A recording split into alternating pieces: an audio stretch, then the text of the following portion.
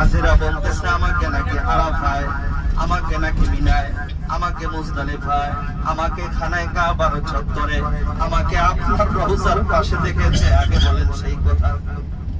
এবার নবীজি বলেন, আরে আলী বিন মুআফফাক, তুমি জানো না, তুমি জানো না তোমার নিয়ত, তোমার দান আল্লাহ তাআলা এত পছন্দ করেছেন, এত পছন্দ করেছেন, এত কবুল করেছেন। তোমার চেহারা দিয়া, তোমার চেহারা দিয়া একজন ফেরেশতার মাধ্যমে আল্লাহ হজ করাইছেন, আর এর বদৌলতে আল্লাহ তাআলা এই বছর যতজন হাজী হজ করছে সমস্ত হাজীদের হজ আল্লাহ কবুল করে নিয়েছে। সুবহানাল্লাহ।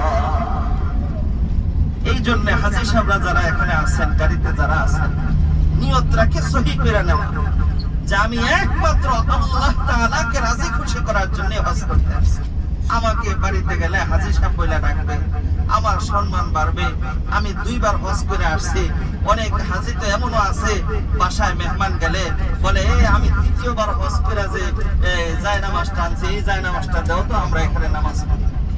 আমি 4র্থবার যখন হজে গেছি, 3য় বার যখন হজে গেছি, ওই জিনিসটা আনো, আমরা এখানে দেখি।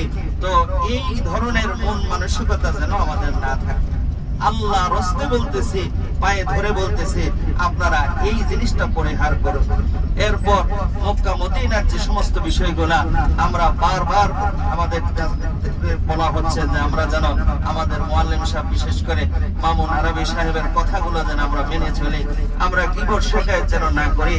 আমরা কিছুক্ষণের মধ্যে হয়তো, আমিও তো এই বছর প্রথম আসছি, আমারও ভাগ্য ভালো যে আমি এমন একজন মুআল্লিম পাইছি, মামুন আরবি সাহেবের মতো এমন একজন লোক আমি পাইছি। আমি নিজেকে ধন্য মনে করতেছি যে এমন একজন অভিজ্ঞতা সম্পন্ন লোক আমরা পেয়েছি। আমরা কিছুক্ষণের মধ্যে উহুদ পাহাড়ে আমরা আসছি। না, মসজিদ সাবা, মসজিদে সাবা, খন্দকের যুদ্ধ যেখানে সংঘটিত হয়েছে, খন্দকের যুদ্ধ যেখানে সংঘটিত হয়েছে, এখানে বিশাল লম্বা ঘটনা আছে। আমরা এই খন্দক মানে হলো এই খাল পরীক্ষা, যে খাল তৈরি করে, যেমন ওই কাফের কুফারেরা যেন মদিনায় ঢুকতে না পারে, সেখানে নবীজি ওই ক্ষুধার যন্ত্রণায় পাথর পর্যন্ত বেঁধেছিলেন। সাহাবায়ে কেরাম এই ক্ষুধার যন্ত্রণায় কাতর হয়েছিলেন, অনেক কষ্ট মুজাহাদা করে। এরপরে আল্লাহ তাআলার গায়বে নসরত এসেছে, নসরতের মাধ্যমে আল্লাহ তাআলা তাদেরকে সহযোগিতা করেছিলেন।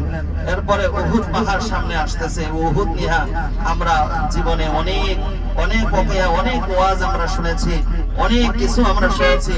আজকে সেই উহুদ আমাদের সামনে উপস্থিত হইতেছে, যেখানে গেলে সমস্ত হাজীদের চোখে পানি চলে আসে এই কথা মনে করে যে এখানে আমার নবীজির দান শহীদ হয়েছে। এখানে 70 জন সাহাবী শাহাদাত বরণ করেছে। এখনো যেন উহুদের উপরের দিকে তাকাইলে দেখা যায় যে লাল রং হয়ে গেছে, যেমন রাসূলের রক্তে রঞ্জিত হইয়া উহুদ দামি হয়ে গেছে।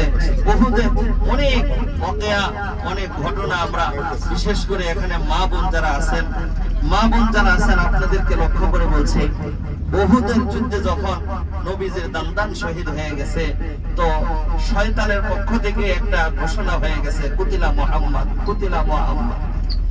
এই কথাটা সাহাবীদের ভিতরে এমন একটা আসর করছে, সমস্ত সাহাবী তারা পাগলের মতো হয়ে গেছে। আরে কার জন্য যুদ্ধ করব যেখানে আমার নবী নেই? কার জন্য দাঁড়িয়ে থাকবো যেখানে আমার নবী নেই? কার জন্য বাঁচবো যেখানে আমার নবী নেই?